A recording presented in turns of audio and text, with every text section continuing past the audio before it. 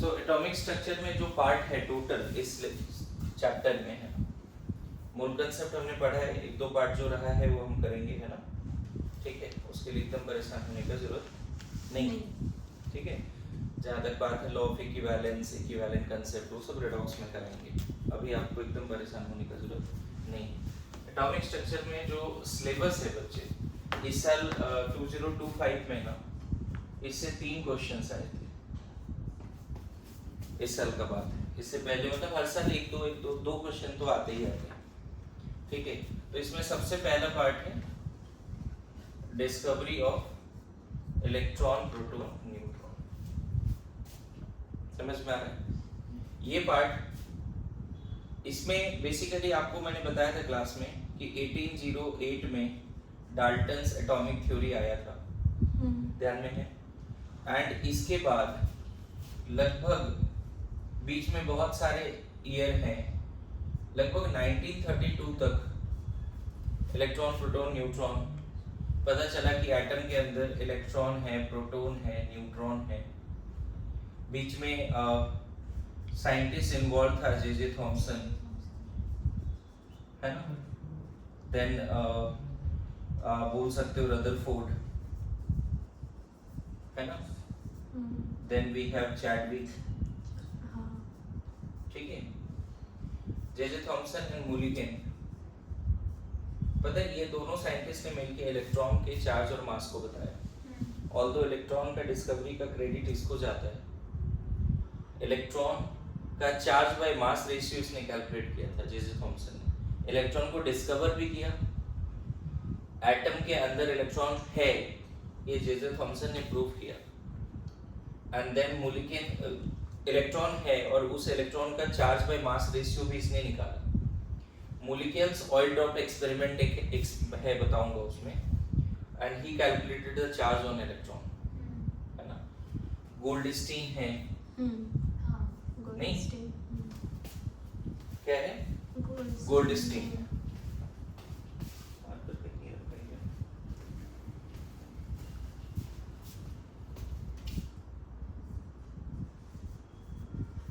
Goldstein, इसमें bore वगैरह भी इन्वॉल्व है, ऐसा नहीं है। तो इन सब ये सारे जब हम discovery of electron, neutron, proton पढ़ेंगे, हमें ऑलरेडी पता है कि एटम स्फेरिकल होता है, उसके न्यूक्लियस में प्रोटॉन, न्यूट्रॉन होता है, हमने मूल में कितनी बार बात की है, लेकिन उसको डिस्कवर करने में लगभग 125 साल के आसपास लगे, है ना। मतलब ऐसे सोचो कि जे थॉमसन ने जो अपना एक्सपेरिमेंट दिया था लगभग 1887 के आसपास दिया था, तो 1887 में उससे पहले तक लगभग 80 साल तो बोल ही सकते हैं ना, उससे पहले तक एक तरह से लोगों को पता नहीं था कि एटम के अंदर भी कुछ है। उस समय तक लोगों को ऐसा लगता हुआ डाल्टन ने जो बोला वही सही है, atom is individual, atom can not be divided, it is the smallest particle, atom के अंदर कुछ नहीं है, ऐसा डाल्टन ने बोला, है ना। इस बार जो नीट में क्वेश्चन आया था वो डाल्टन एटॉमिक थ्योरी से भी आया था, जो आपके जो एनसीईआरटी है उसका फर्स्ट पेज में उसका आंसर था। So we have to read NCERT line by line also along with the chapter, है ना। जैसे जैसे क्लास होगा, लेक्चर्स होंगे, एनसीईआरटी भी डिटेल में पढ़ने हैं, ठीक है। इसके बीच में क्या क्या हुआ था, मतलब ये सारे एक्सपेरिमेंट करने के समय क्या क्या चीजें हुई थी। तो कैथोड रे एक्सपेरिमेंट हुआ था, एनोड रे एक्सपेरिमेंट हुआ था। सो कैसे डिस्कवर हुआ ये सारी चीजें, इलेक्ट्रॉन, प्रोटॉन, न्यूट्रॉन की डिस्कवरी कैसे हुई, है ना। तो उसमें कौन कौन सा एक्सपेरिमेंट हुआ था, कैथोड रे, है ना, एक्सपेरिमेंट, फिर एनोड रे, मतलब एक तरह से समझो कैथोड रे एक्सपेरिमेंट से इलेक्ट्रॉन का डिस्कवरी हुआ जो कि जे थॉमसन ने किया, एनोड रे से एक तरह से प्रोटॉन के बारे में पता चला, एंड न्यूक्लियर रिएक्शंस एक हुए थे, न्यूक्लियर रिएक्शन वो भी मैं समझाऊंगा आपको।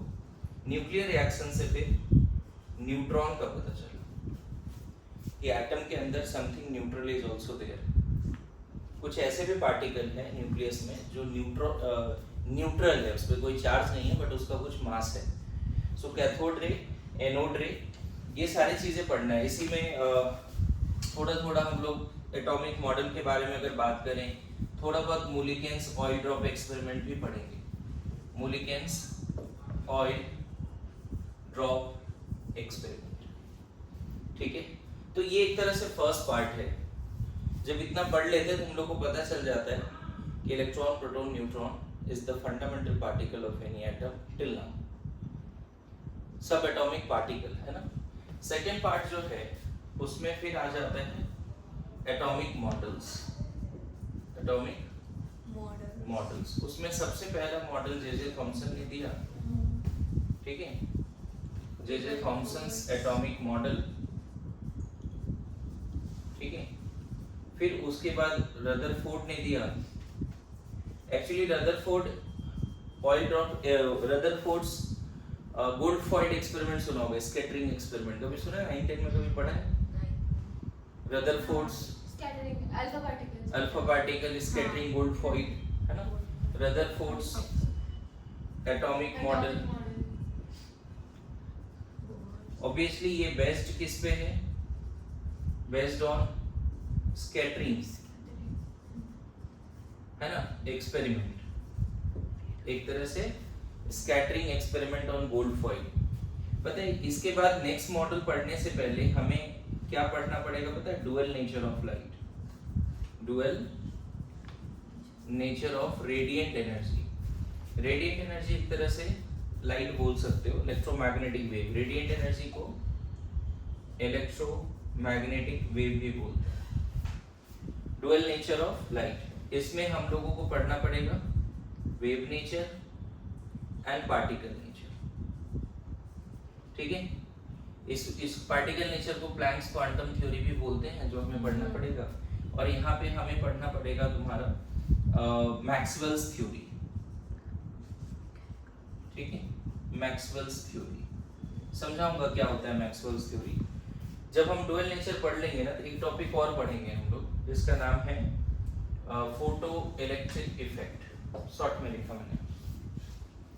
इसके बाद थर्ड मॉडल आएगा बोर मॉडल। क्या आएगा? बोहर या बोर, जो बोलना है बोल दो, बोर्स मॉडल।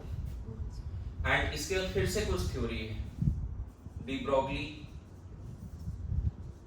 एंड एचयूपी। मतलब आगे मॉडल जाने से पहले कुछ थ्योरी है, क्योंकि नेक्स्ट मॉडल में इन सब का यूज होना है। जैसे बोर मॉडल में प्लैंक क्वांटम थ्योरी यूज होना है, इसीलिए हम रदरफोर्ड के बाद बोर मॉडल डायरेक्ट नहीं पढ़ रहे हैं, पहले बीच में कुछ थ्योरी पढ़ रहे हैं, तब जाके वो मॉडल समझ पाएंगे। उसी तरह से मॉडर्न एटॉमिक मॉडल मैं लिखने वाला था, लेकिन उससे पहले ये दो थ्योरी, डी ब्रॉगली एंड एचयूपी। फिर हम डी लिख देंगे, modern atomic model, quantum mechanical model, wave mechanical model, ये सब नाम है मॉडर्न एटॉमिक मॉडल। इसके अंदर बहुत सारे सब टॉपिक है बच्चे, साई, साई स्क्वायर, है ना, साई स्क्वायर डीवी, ये सब पढ़ना है। इसके अंदर क्वांटम नंबर पढ़ना है, इसी के अंदर इलेक्ट्रॉनिक कॉन्फ़िगरेशन पढ़ना है, मतलब ऑर्बिटल्स पढ़ना है, एसपीडीएफ, समझ गए? ठीक है। और इसके बाद हम लोग यहीं पे इलेक्ट्रॉनिक कॉन्फ़िगरेशन पढ़ेंगे, Aufbau rule, ohm's rule, Pauli rule and then there applications, ठीक है। तो ये आपका पूरे चैप्टर का सिलेबस है एक तरह से। बीच में और भी एक दो टॉपिक आएंगे जो मैंने नहीं लिखा, लेकिन मेन ये टॉपिक है जिससे क्वेश्चंस आते हैं आपके एग्जाम में, ठीक है। तो सबसे पहले ये टॉपिक लिखना शुरू करो, सिलेबस लिखो जल्दी से। सो 3 क्वेश्चन आए थे, लेकिन इस साल 3 में से 3 क्वेश्चन इधर तक ही आए थे, इससे आए नहीं थे। अब बोलोगे इससे क्वेश्चन क्यों नहीं आए डायरेक्ट? क्योंकि मैं बताऊं, पूरी ऑर्गेनिक केमिस्ट्री पढ़ना है, पूरी इनऑर्गेनिक केमिस्ट्री पढ़ना है, बिना क्वांटम नंबर, बिना इलेक्ट्रॉनिक कॉन्फ़िगरेशन का नहीं पढ़ा जा सकता। मतलब ऐसे समझो कि इस पार्ट का यूज 2 चैप्टर में तो है ही, पीरियोडिक एंड बॉन्डिंग में, बट पूरी केमिस्ट्री में इलेक्ट्रॉनिक कॉन्फ़िगरेशन यूज होता है, पूरी इनऑर्गेनिक केमिस्ट्री में यूज होता है। ऑर्बिटल्स कहाँ नहीं यूज होता है, सीखते यहाँ पे हैं। फिर ऑर्बिटल थोड़ा मॉडिफाई होता है केमिकल बॉन्डिंग में, हाइब्रिडाइजेशन का कंसेप्ट वहाँ सीखते हैं। तो basically this one is the very very important part to understand the organic and inorganic chemistry including periodic table and chemical bonding especially. Now अब बोलोगे सर ये सब पार्ट का यूज क्या है, तो डायरेक्ट क्वेश्चन आता है इससे, मतलब ऐसा जरूर नहीं है कि इन सारे पार्ट का कंसेप्ट कहीं आगे यूज होगा। अच्छा एक बात बताऊं, फिजिक्स में ये सब पार्ट पढ़ना भी है, Planck's quantum theory, modern physics में, मतलब तुम 12th में ये सब पार्ट दोबारा पढ़ोगे, Planck's quantum theory, photoelectric effect, Bohr model and de Broglie, ये सब 12th में फिजिक्स में, मॉडर्न फिजिक्स में दोबारा पढ़ोगे, लेकिन जितना यहाँ पढ़ाया जाएगा उससे एक्स्ट्रा वहाँ नहीं। क्वेश्चंस अच्छे मिलेंगे, थोड़ा फिजिक्स के कंसेप्ट्स के साथ सॉल्व करोगे, लेकिन कंसेप्ट बन जाता है यहाँ पे अगर ध्यान दिया क्लास में, ठीक है। So this is the syllabus. कैसे हम लोग धीरे धीरे आगे बढ़ सकते हैं, बात करें, बोलो। लिखना है, ठीक सर सही लिखा। लिखो जल्दी लिखो फिर।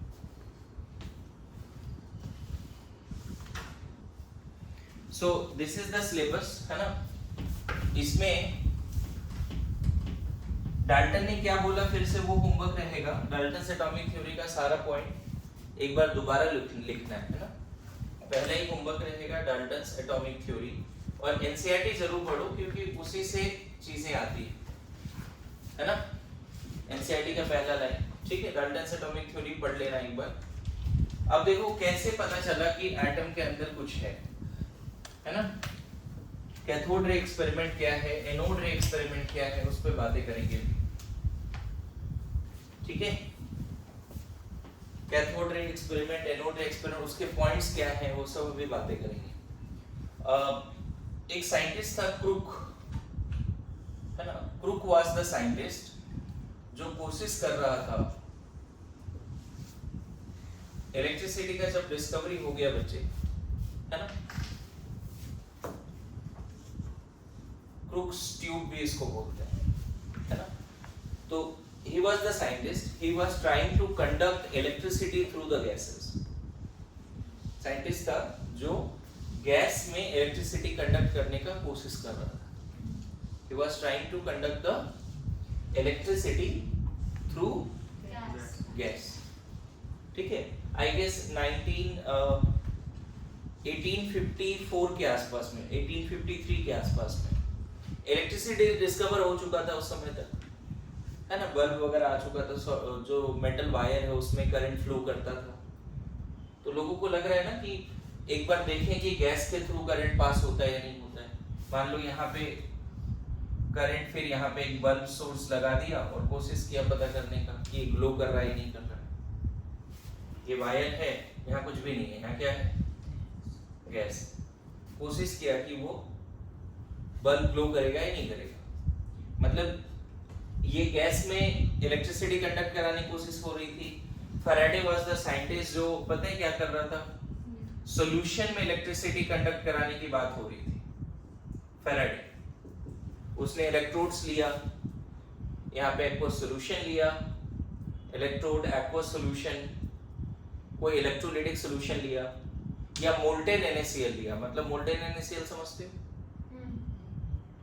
मोल्टेन NaCl तो सॉलिड ही देखा आज तक मोल्टेन देखा है क्या आपने, लेकिन लिक्विड NaCl एक तरह से, वो यहाँ रख दिया। इलेक्ट्रोड, ये मेटालिक प्लेट्स है, इनर्ट गैस जैसे इनर्ट मेटल का प्लेट्स है, ये ग्रेफाइट का है, और यहाँ पे इलेक्ट्रोलाइटिक सॉल्यूशन, एक्वस सॉल्यूशन या मोल्टेन, है ना, ऐसा। तो अलग अलग साइंटिस्ट ना इलेक्ट्रिसिटी कंडक्ट कराने की कोशिश हो रही थी। मेन इलेक्ट्रिसिटी कैसे कंडक्ट हो रहा था, सॉलिड वायर में। ये तो होता ही है, राइट, ये तो अभी भी है कि सॉलिड वायर है, उसको एक डिवाइस से कनेक्ट किया।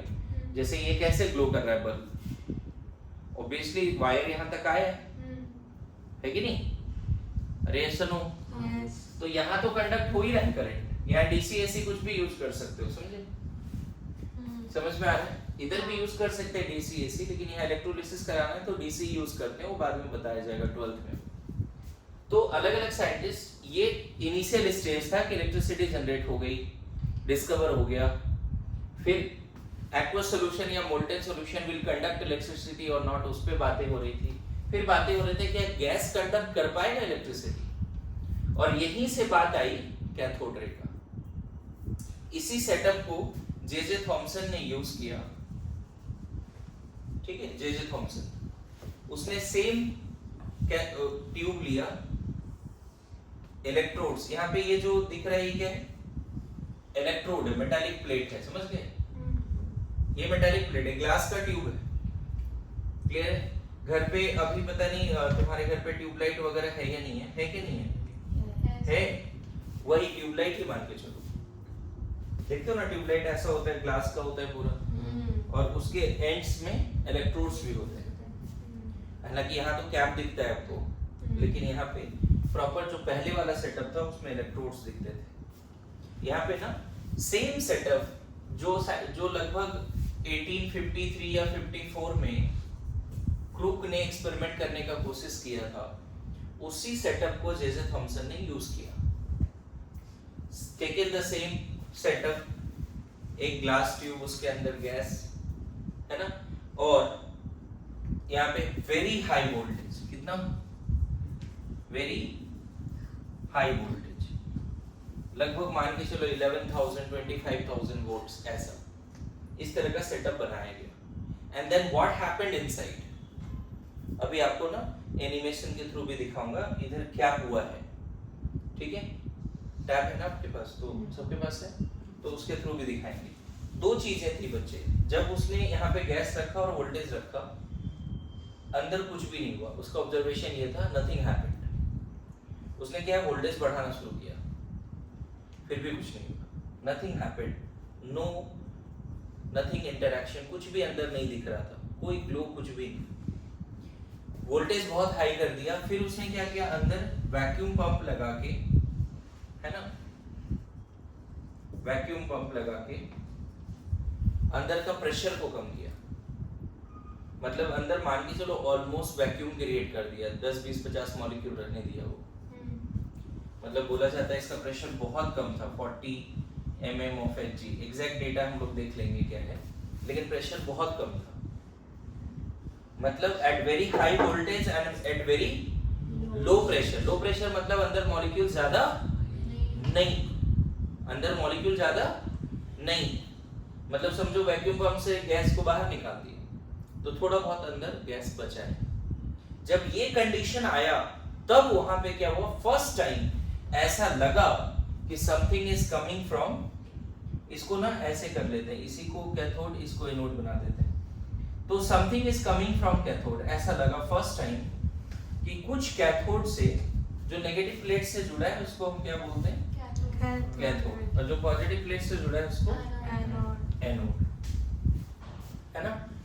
कब ऐसा लगा जे थॉमसन को, जब उसने वोल्टेज बहुत हाई किया and then pressure is very low, उस समय उसको ऐसा लगा कि something is appears to come out from cathode to anode, ऐसा लग रहा है कि एक ग्लो इधर से इधर जा रहा है उस समय। And that rays, that beam of electron, बाद में पता चला वो बीम ऑफ इलेक्ट्रॉन, बाद में क्या पता चला, बीम ऑफ इलेक्ट्रॉन है, इसके बारे में पता चला, इसी को बोला गया, क्योंकि वो कैथोड से आ रहा था इसीलिए इसका नाम क्या रखा गया, cathode ray, which is actually बाद में क्या पता चला वो क्या है, बीम ऑफ इलेक्ट्रॉन्स। अभी पता है रिपीटेड बैच में एक सवाल आया कैथोड रे के कैरेक्टरिस्टिक्स पे, और एक क्वेश्चन उसमें पूछा गया कि cathode ray will have speed of light, है ना, 4 ऑप्शंस थे, उसमें एक ऑप्शन ये भी था कि कैथोड रे का जो स्पीड होगा वो स्पीड ऑफ लाइट के बराबर, एंड दैट वाज रॉन्ग। यहाँ जो इलेक्ट्रॉन की स्पीड ऑफ लाइट के बराबर नहीं हो सकती, जो रेडिएट एनर्जी है ना, यहाँ जो लाइट सोर्स से जो पार्टिकल निकलता है, आगे चल के भी सीखेंगे, जो लाइट सोर्स है उससे भी पार्टिकल निकलता है, and this particle can have speed of light but not the beam of electron. मेरा तुम्हारा इलेक्ट्रॉन, प्रोटॉन, मॉलिक्यूल इस रूम में O2 N2 CO2 भी घूम रहा है, that is not having speed of light, they are much slower than speed of light. तो मैं यहाँ बोल रहा हूँ कि जो कैथोड रे है, मैंने जो नोट शेयर किया उसमें कैथोड रे के बहुत सारे कैरेक्टरिस्टिक्स हैं, क्या क्या कैरेक्टरिस्टिक्स है कैथोड रे का, बोलो कुछ कुछ तो बातें बताओ। कैथोड रे का क्या मतलब, कैथोड रे इज कंपोज्ड ऑफ, बाद में क्या पता चला, it is composed of beam of electrons. समझ में आया? फिर क्या पता चला बाद में, जब इसके पाथ में क्या रख दिया गया, इलेक्ट्रिक फील्ड रख दिया गया, तो पॉजिटिव प्लेट की तरफ डिफ्लेक्ट हुआ। इसके पाथ में क्या रख दिया गया बच्चे, बोलो, इलेक्ट्रिक फील्ड अगर रखा गया इसके पाथ में तो किधर डिफ्लेक्ट हो रहा है वो, इससे क्या पता चल रहा है, मान लो यहाँ पे एक पॉजिटिव प्लेट रख दिया हमने, इधर एक नेगेटिव प्लेट रख दिया, पॉजिटिव नेगेटिव, किधर डिफ्लेक्ट हो रहा है कैथोड रे, पॉजिटिव। तो उससे क्या पता चल रहा है, cathode ray itself is negative, negatively charge, तभी तो पॉजिटिव प्लेट की तरफ जा रहा है। Cathode ray itself negatively charge, तभी वो किधर जा रहा है, पॉजिटिव प्लेट की तरफ जा रहा है। यस और no, cathode ray itself negatively charge. और भी प्रॉपर्टीज हैं, तो फिर से एक बार रिपीट करें, कब पता चला कि हाँ when appears something is coming from cathode to anode, कब, when voltage is very high and pressure is very low, और फिर चूंकि वो कैथोड से निकलता हुआ कुछ appear हो रहा है, that's why it is cathode ray. Later on it is found that cathode ray is the beam of electron.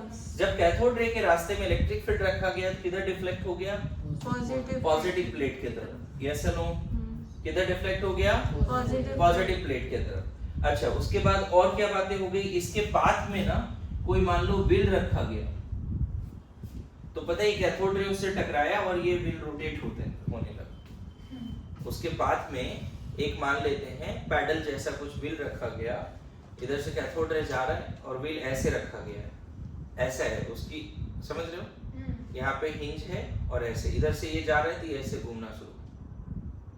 Clear हुआ कैसा डायग्राम है ये, है ना? अभी एनिमेशन में दिखा दूंगा। तो कैथोड रे के पाथ में अगर हमने कोई व्हील रखा तो वो रोटेट हो रहा है, इसका मतलब cathode ray having some mechanical property. Mechanical property मतलब समझ लो, जैसे ये लाइट सोर्स आ रहा है तो तुम्हें कुछ हो रहा है क्या, नहीं। इस लाइट सोर्स के रास्ते में कोई पैडल रख दे, व्हील रख दे, क्या रोटेट होगा, नहीं होगा। मेरी बात समझ लो, मतलब इस पार्टिकल का अपना कुछ मास है, समझ गए, तभी तो मैकेनिकल प्रॉपर्टी शो कर रहा है। अरे ऐसा नो, मैं थप्पड़ लगाया, थप्पड़ कैसे पता चल रहा है, मास है तभी तो ना। हवा का झोंका आता कुछ पता चलता है, उतना नहीं पता चलता, फील तो होता ही है ना। तो मॉलिक्यूल का भी कुछ ना कुछ मास ही है, O2 N2 CO2 ये सब का मास है 44 AMU, हमने पढ़ा है ना मोल कांसेप्ट। बताओ यस नो, हमें कैसे हवा फील हो जाता है, एयर कैसे फील होता है, क्योंकि एक्चुअल में molecule do have some mass and they are colliding with us. अरे yes no, so electron will also have some mass and they are moving with very high speed, and that's why when it collide with the wheel it will rotate. So this particle will have mechanical property. समझ में आ रहा है? और भी magnetic field में क्या होगा वो भी लिखा हुआ है ना, मैग्नेटिक फील्ड में डिफ्लेक्ट होगा नहीं होगा वगैरह वगैरह, बहुत तरह की बातें हैं जो कैथोड रे के बेसिस पे हम लोगों को समझना है। वो सारे प्रॉपर्टीज को नोट्स में, एनसीईआरटी नोट्स मॉड्यूल हर जगह से देख के उसके सारी प्रॉपर्टीज को लिखने हैं।